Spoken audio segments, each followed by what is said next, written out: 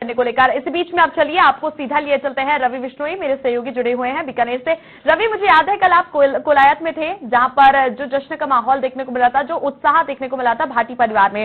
लेकिन अभी फिलहाल बात करते हैं नॉमिनेशन को लेकर, क्या कुछ आंकड़े कहते हैं बीकानेर की जनता के। इसके अलावा जो उत्साह देखा गया था, शक्ति प्रदर्शन पे बात करेंगे। उसके अलावा सबसे पहले बात करते हैं कि कितने फीसदी बढ़ोतरी हुई है इस बार नामांकन पर्चों में, या फिर जो बढ़त की बजाय यहाँ पर घटते हुए दिखाई दिए आंकड़े।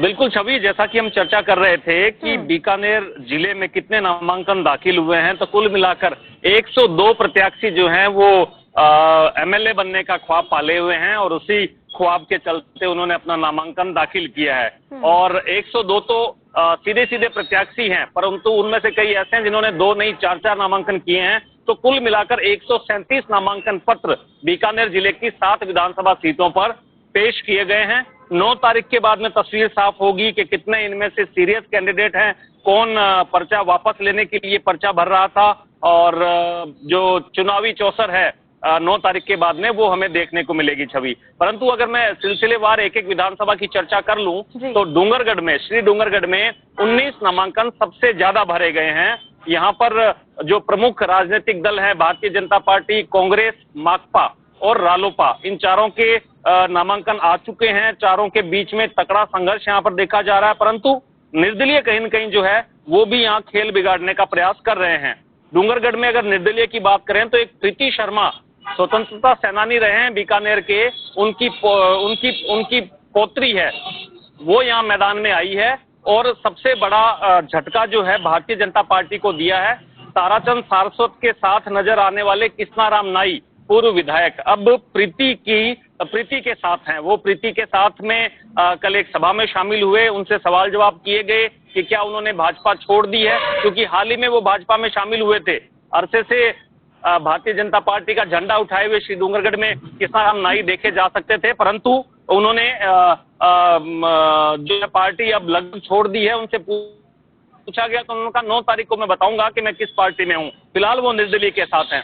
खाजूवाला की बात करें तो यहाँ सबसे कम नामांकन दाखिल हुए हैं। सीधा मुकाबला यहाँ भाजपा के विश्वनाथ मेघवाल और कांग्रेस के गोविंदराम मेघवाल के बीच है। गोविंदराम मेघवाल अपने बयानों की वजह से चर्चित रहे हैं। उन्होंने जगह जगह सभाओं के बीच में जाकर अपने बयान जो हैं उन्हीं को अपना हथियार बनाया है। ये कहने लगे हैं कि आपके पास मीडिया वाले आएंगे, पूछेंगे, उनको आपको जवाब नहीं देना, उनसे पूछना कि वो कौन से, मतलब कुल मिलाकर उनका जो रुख है पूरा का पूरा वो आक्रामक रुख है। और आक्रामकता के चलते ही गोविंदराम मेघवाल ये चुनाव जो एक बार फिर से निकालने का प्रयास कर रहे हैं। तो दूसरी ओर कोलायत से भंवर सिंह भाटी को मुकाबला देने के लिए अंशुमान सिंह भाटी, देवी सिंह भाटी के पौत्र और पूर्व सांसद महेंद्र सिंह भाटी के पुत्र अब मैदान में कूद चुके हैं।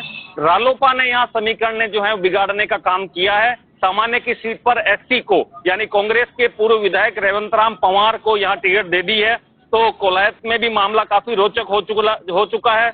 लूनकरणसर में कांग्रेस को मुंह की खानी पड़ रही है, क्योंकि कांग्रेस ने जिस व्यक्ति को टिकट दी है, युवा चेहरे को, पीसीसी के महासचिव हैं, प्रदेश एआईसीसी में भी अच्छे पदाधिकारी रहे हैं, डॉक्टर राजेंद्र मूंड, उन्हीं का अब मुकाबला करने के लिए पूर्व गृह राज्य मंत्री अशोक गहलोत के खासम खास सिपह सलार वीरेंद्र चौधरी ने मोर्चा खोल दिया है। वीरेंद्र बेनीवाल ने कल निर्दलीय के रूप में नामांकन दाखिल कर दिया है।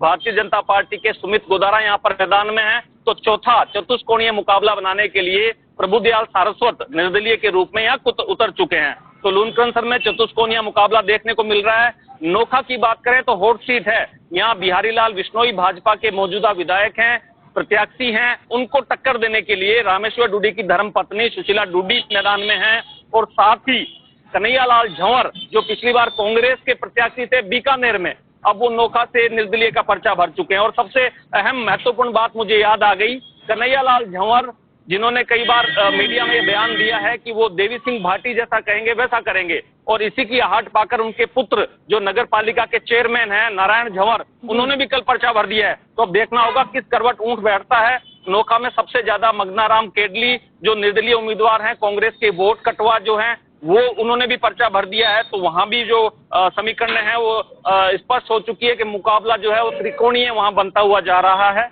अब देखने वाली बात होगी छवि 9 तारीख को कौन कौन व्यक्ति नामांकन वापस लेता है और उसके बाद में पूरी पिक्चर जो है बीकानेर जिले की सामने आ पाएगी। जी छवि। चलिए रवि, आप बने रहिए और दीपक लवानिया